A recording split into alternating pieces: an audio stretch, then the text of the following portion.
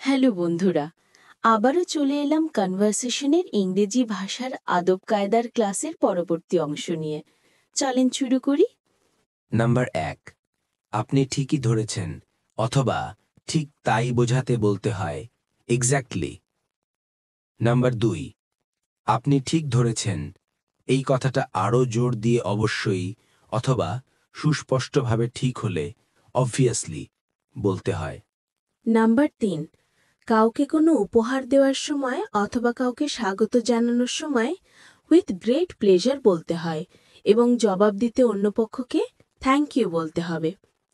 Number ৪, ওকে আগে যেতে বললে অথবা কেউ যদি বলে আপনি আগে যান, তাহলে ফার্স্ট ইউ না বলে আফটার ইউ বলতে হবে।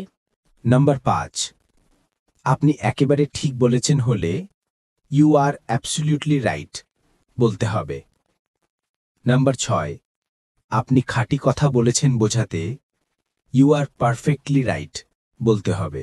বন্ধুরা, তোমরা দ্রুত সময়ে সাবলীলভাবে ইংলিশে স্পিকিং করা শিখতে পারো।